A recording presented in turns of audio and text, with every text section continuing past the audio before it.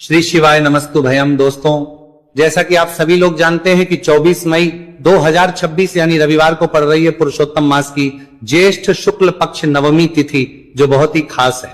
और दोस्तों, ये वो तिथि है जो कि पुरुषोत्तम मास में रविवार को पड़ रही है। दोस्तों, इसी दिन किया जाने वाला पंडित जी द्वारा बताया गया एक लाल फूल और एक सफेद फूल वाले उपाय आप लोगों को जरूर करना चाहिए, क्योंकि दोस्तों ये एक ऐसा उपाय है जो कि हर दिन नहीं किया जाता। पुरुषोत्तम मास में जो रविवार की नवमी तिथि आती है उसी दिन किया जाता है। अगर आप लोगों ने इस उपाय को नहीं किया है या किसी कारणवश नहीं कर पाए हो तो इस पुरुषोत्तम रविवार नवमी तिथि के दिन इस उपाय से मत चूकना। दोस्तों देखिए, यह दिन इतना खास होता है, इतना महत्वपूर्ण होता है।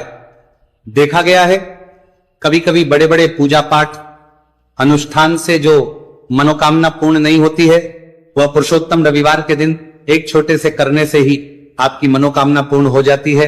और बहुत सारे लोगों ने इस उपाय को किया भी है और उनको इस उपाय को करने का फल भी जरूर मिला है।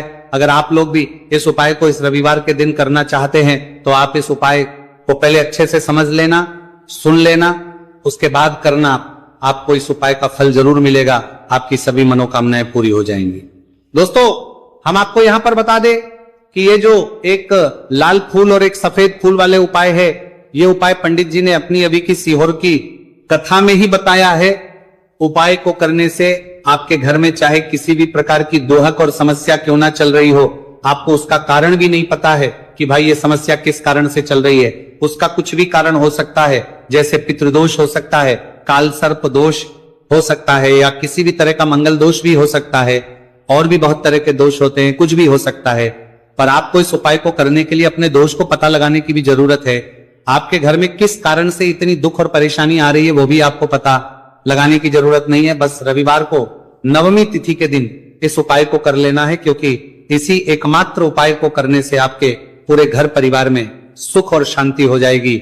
आपके घर में अच्छे अच्छे काम होने लगेंगे। आपकी जो भी मनोकामना होगी वो भी धीरे धीरे करके पूर्ण होना शुरू हो जाएगी।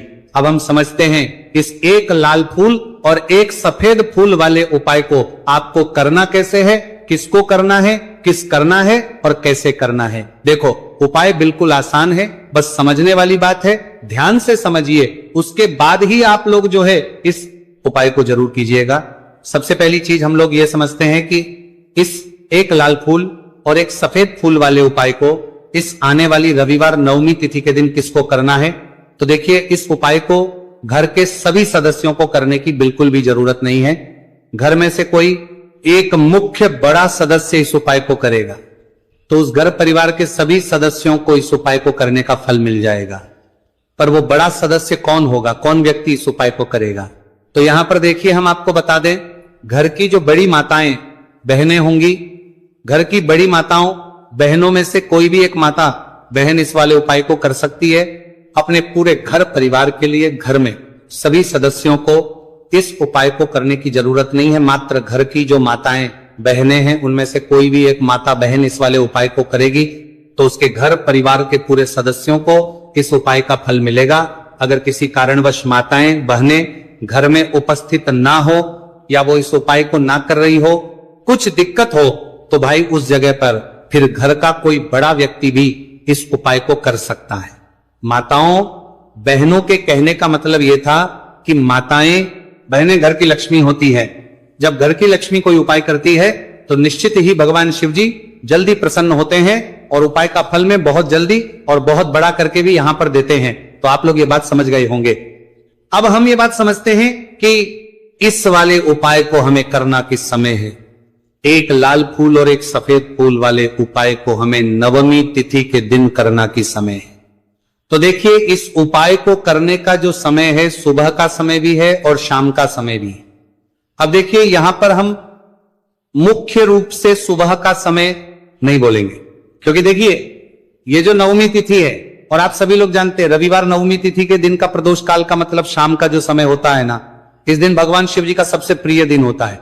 तो आप लोग इसे एक लाल फूल एक सफेद फूल वाले उपाय को सुबह के समय भी कर सकते हो और शाम के समय प्रदोष काल में भी कर सकते हो।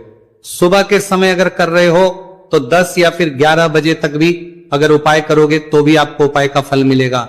वही अगर शाम के समय कर रहे हो तो इस दिन जरूर शाम के समय का ध्यान रखना कि शाम के 6 बजे से लेकर 7 बजे के बीच में अगर आप इस उपाय को कर सकते हो तो बिल्कुल कर लेना, पूरी कोशिश करना।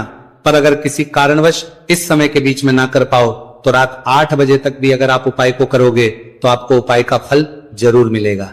ये बात आपको समझ आ गई कि आप इस उपाय को सुबह और शाम दोनों समय कर सकते हो। मतलब करना आपको एक ही समय है। घर में से किसी एक ही बड़े व्यक्ति को करना है, एक ही बार इस उपाय को करना है, दोनों समय नहीं करना है। आपको जो समय अच्छा लगे आप उस समय पर इस वाले उपाय को कर सकते हैं। तो चलिए जानते हैं इन विशेष उपायों के बारे में। लेकिन उससे पहले जो भी मेरे भाई मेरी प्यारी बहनें आज चैनल पर पहली बार आए हैं या मेरी आवाज आज पहली बार सुन रहे हैं, अगर आप भी महादेव के सच्चे भक्त हैं तो वीडियो को लाइक और वास्तविक जानकारी चैनल को सब्सक्राइब जरूर कर लें और कमेंट बॉक्स में लिखें हर हर महादेव देखो। अब सबसे पहली बात आती है कि इस उपाय को हमें करना किस लिए है। जैसा कि हमने अभी आपसे बोला कि इस उपाय को करने के बाद आपके जीवन में बहुत सारी खुशियां आएंगी, आपकी मनोकामनाएं पूर्ण होंगी, आपकी धन की समस्या दूर होगी, आपकी पैसों की समस्या दूर होगी। अब देखिए, अगर आप लोग सोच रहे हो कि भाई हमें अपना घर बनाना है पर घर बनाने के लिए पैसा नहीं है, हमें गाड़ी लेना है पर गाड़ी लेने के लिए पैसा नहीं है, हमें जमीन लेना है पर जमीन के लिए पैसों की कमी पड़ रही है। अगर ऐसी ही दिक्कत परेशानी या किसी भी तरह की धन से जुड़ी हुई समस्या या पैसों से जुड़ी हुई समस्या अगर आपके जीवन में चली गई रही है तो ये उपाय निश्चित ही आपके जीवन में मतलब बहुत सारे फल लाकर दे सकता है। इसीलिए अगर आपके घर में बहुत ज्यादा दिक्कत समस्या परेशानी चल रही है, धन से जुड़ी हुई पैसों से जुड़ी हुई धन की बहुत ज्यादा कमी आ रही है, पैसों की आवक नहीं हो रही है, तो भाई आप लोगों को इस वाले उपाय को जरूर करना चाहिए। घर में से किसी एक भी बपे व्यक्ति को अब इस उपाय में करना क्या है वो सबसे पहले हम लोग जान लेते हैं। उपाय की सामग्री हम लोग सबसे पहले जानते हैं कि इस उपाय में किस किस चीज की आवश्यकता पड़ेगी। तो देखिए, उपाय का नाम तो एक लाल फूल और एक सफेद फूल वाला उपाय है, पर इस उपाय में कुल मिलाकर 4 सामग्री हमें लगने वाली, जो कि पंडित जी ने खुद सीहोर वाली कथा में बताया है। और जो हम आपको उपाय बताते हैं वो पंडित जी द्वारा बताए गए होते हैं, अलग से हम कुछ भी नहीं बताते हैं। तो यहां पर हम लोग समझते हैं कि इस उपाय की सामग्री क्या है। तो देखो, उपाय की जो सामग्री है वो 4 सामग्री है, जिसमें से सबसे पहली सामग्री है एक बेलपत्र। देखो, बेलपत्र क्या होती है? बेलपत्र जो शिव की शिवलिंग पर चढ़ती है। दूसरी चीज है एक शमीपत्र, शमीप्र शिवलिंग पर ही चढ़ता है। तीसरी चीज है दोस्तों एक लाल फूल, उपाय का नाम है। तो एक यहां पर आपको लाल फूल लेना है। अब ये लाल फूल कौन सा लेना है? देखो, शिवलिंग के ऊपर जो लाल फूल चढ़ता हो उनमें से कोई भी एक लाल फूल पसंद कर लेना और वो कहीं से तोड़कर या कहीं से खरीद कर लेकर आना और उस लाल फूल को उपाय में प्रयोग कर लेना। उसके बाद में एक सफेद फूल का विशेष रूप से ध्यान रखना। जो सफेद फूल शिवलिंग पर चढ़ता हो सिर्फ वही सफेद फूल लेकर आना, इसके अलावा कुछ मत लेकर आना, लेकिन केतकी का मत लेना। तो एक एक मात्रा में ही आपको ये 4 सामग्री चाहिए, एक बेलपत्र, एक शमी पत्र, एक लाल फूल और एक सफेद फूल। ये 4 सामग्री आप लोग तैयार करके रख लें। प्रदोष काल में या सुबह के समय जब भी आप इस उपाय को कर रहे हैं, जैसे ही आपके उपाय की सामग्री तैयार हो जाती है तो क्या हम सीधा उपाय को करने के लिए इन 4 सामग्री को उपाय करने के लिए जा सकते हैं? नहीं। तो यहां पर आपको इस बात का ध्यान रखना है कि हम भगवान शिव जी को प्रसन्न करने के लिए तो जा रहे हैं, हम अपनी मनोकामना को पूर्ण करवाने के लिए तो जा रहे हैं, पर हमें यह दर्शाना बिल्कुल भी नहीं है कि हम सिर्फ अपने फायदे के लिए भगवान शिव जी के मंदिर में आए हैं। इसलिए हम इस उपाय को करने के साथ साथ में भगवान शिव जी की पूजन अर्चना के लिए कुछ सामग्री भी जरूर लेकर जाएंगे। जैसे कि सुबह समय अगर आप उपाय को कर रहे हो, इस एक लाल फूल और एक सफेद फूल वाले उपाय को, तो भाई सुबह के समय आपको 1 लोटा जल लेकर जाना है। जो लोग प्रतिदिन शिव जी के मंदिर जाते हैं, पूजन अर्चना करते हैं, जल चढ़ाते हैं, फूल बेल पत्र सब कुछ चढ़ाते हैं, भाई वो अपनी पूजन अर्चना वैसी की वैसी करना। बाकी जो सिर्फ उपाय को करने के लिए जा रहा है, जो कुछ भी लेकर नहीं जा रहा है, उसे कम से कम 1 लोटा जल अपने घर से भरकर लेकर जाना। अगर आप उपाय को कर रहे हो, है ना, क्योंकि इस वाले उपाय को आप भगवान शिव जी की पूजन अर्चना करने के बाद ही करना।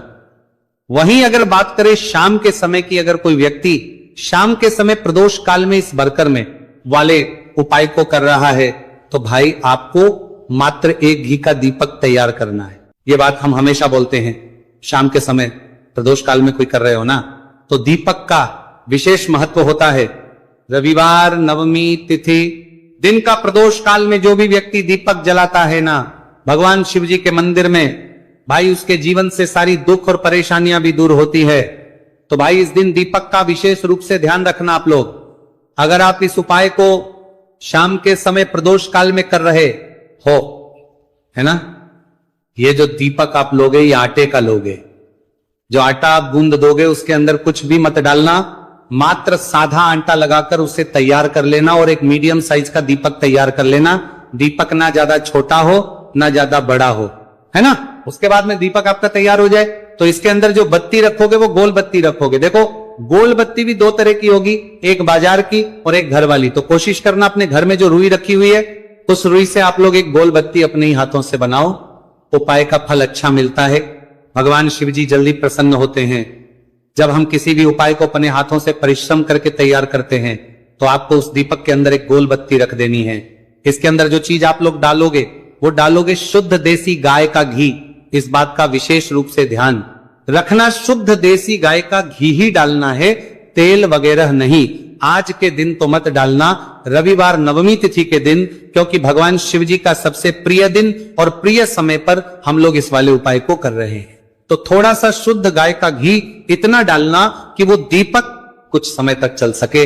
ना बाजार वाला मिलावटी घी डालना, ना भैंस का घी डालना। शुद्ध देसी गाय का घी आपको ढूंढने में थोड़ी मतलब मेहनत लगेगी और महंगा भी मिलेगा, पर गाय के घी से भगवान शिव जी प्रसन्न होते हैं और उसी शुद्ध देसी गाय के घी से घर में बरकत भी बनी रहती है और हमारे घर में सुख शांति भी बनी रहती है। इसलिए इस शुद्ध देशी गाय का घी अपने घर में हमेशा रखा करो। वो भगवान शिव जी के कार्यों में भी उपयोग में आता है और उपायों में भी हम लोग प्रयोग कर सकते हैं। तो यहां पर आपकी सारी तैयारियां हो चुकी है। उपाय को करते समय शुद्धता का विशेष रूप से ध्यान रखिएगा। सुबह कर रहे हो तो भाई सुबह तो आपको स्नान करना ही करना है।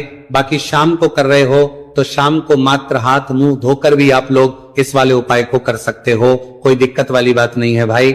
उपाय की पूरी सामग्री तैयार कर और पूजन सामग्री लेकर आपको भगवान शिव जी के मंदिर पहुंचना है, जो आपके घर के पास में हो, जहां पर शिवलिंग विराजित हो, शिवालय हो, वहां पर आप लोगों को पहुंचना है। और जैसे ही आप भगवान शिव जी के मंदिर में पहुंचते हो वहां पर जाकर ही उपाय शुरू नहीं करना है। पहले आपको भगवान शिव जी की पूजन अर्चना करना है। पूजन अर्चना कैसे करोगे? सुबह के समय गए हो तो एक लोटा जल वगैरह जो भी पूजन सामग्री लेकर गए हो उससे पहले पूजन सामग्री आप लोग मतलब पूजन भगवान शिव जी की कर लो। जो व्यक्ति सिर्फ एक लोटा जल लेकर गए हैं वो शिव जी के शिवलिंग पर मात्र एक लोटा जल एक धारा से धीरे धीरे करके चढ़ा लो। अपनी पूजन अर्चना आप लोग जो है पूरी कर लो पहले। उसी के बाद अगर आप शाम के समय कर रहे हो तो पहले जाकर बैठना है भगवान शिव जी के शिवलिंग के पास में। आप जो दीपक तैयार करके लेकर आए हो उस दीपक को पहले जलाना है। ये जो दीपक आप लोग जलाओगे ना, ये किसी और की माचिस से मत जला, अपनी ही माचिस अपने ही घर से लेकर आना और इस दीपक को अपनी ही माचिस से जलाना। अगर आपने मंदिर की माचिस या किसी और की माचिस ले ली, इस उपाय को करने में इस उपाय का फल उस व्यक्ति को भी बहुत मिल जाएगा। इस बात का ध्यान रखना। अपने घर से अपनी ही माचिस लेकर जाना और इस दीपक को जलाना। दीपक को जलाने के बाद भगवान शिव जी की शिवलिंग के पास में रख देना। शिवलिंग के इतना पास में मत रखना कि शिव जी को आंच लगे। थोड़ी सी दूरी बनाकर ही जो है इस दीपक को शिवलिंग के पास में आप लोग रख दीजिएगा।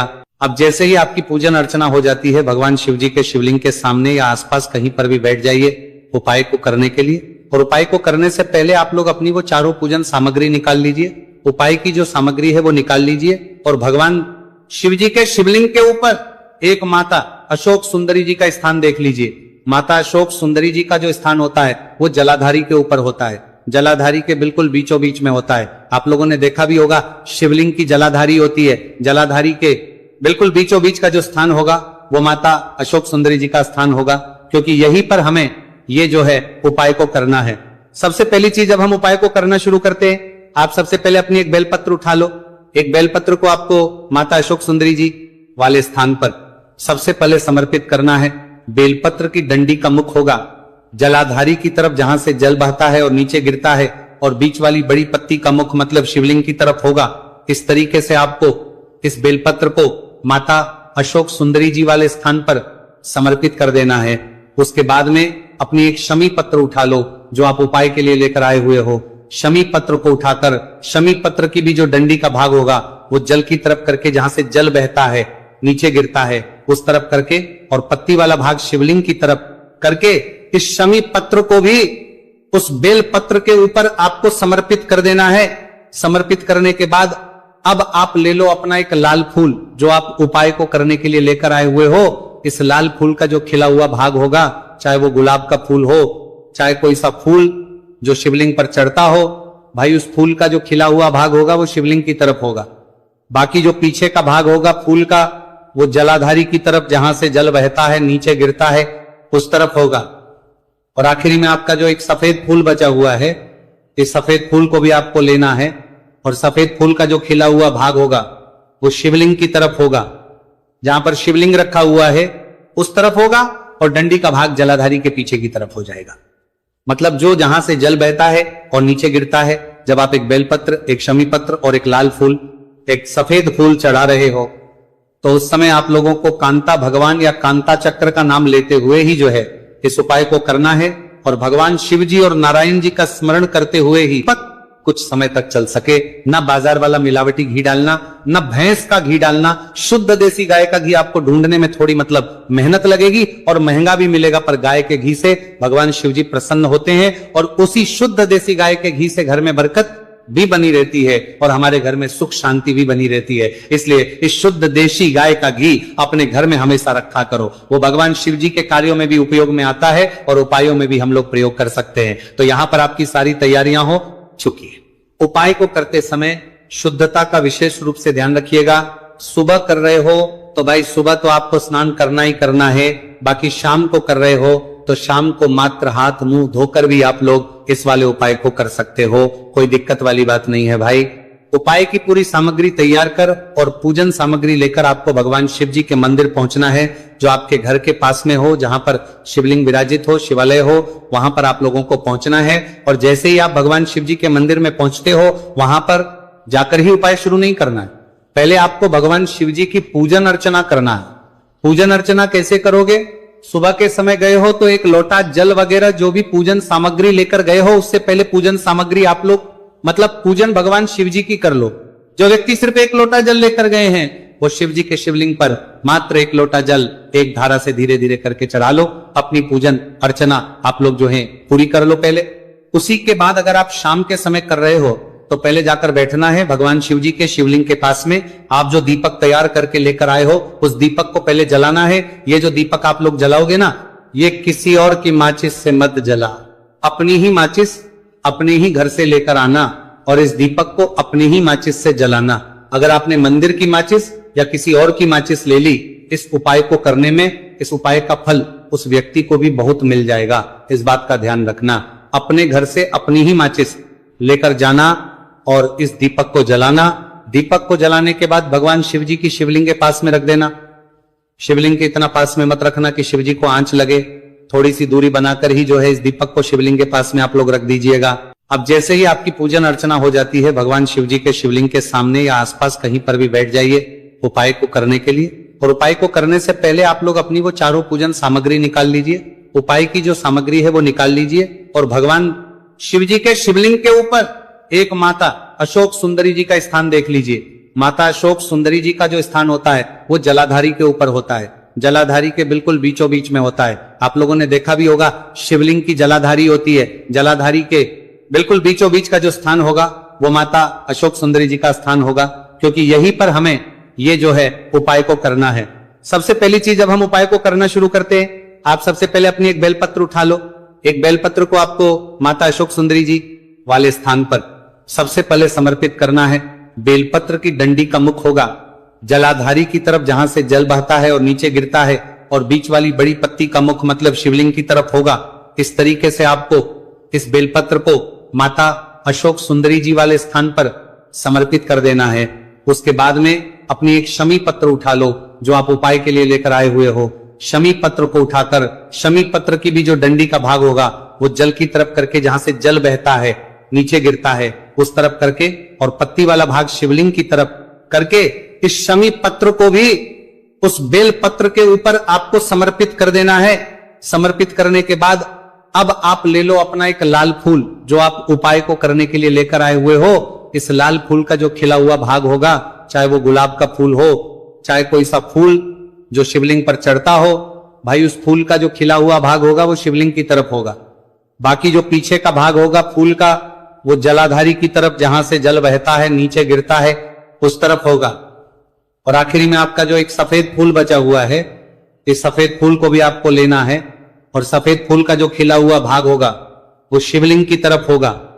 जहां पर शिवलिंग रखा हुआ है उस तरफ होगा और डंडी का भाग जलाधारी के पीछे की तरफ हो जाएगा। मतलब जो जहां से जल बहता है और नीचे गिरता है, जब आप एक बेलपत्र, एक शमी पत्र और एक लाल फूल, एक सफेद फूल चढ़ा रहे हो, तो उस समय आप लोगों को कांता भगवान या कांता चक्र का नाम लेते हुए ही जो है इस उपाय को करना है। और भगवान शिव जी और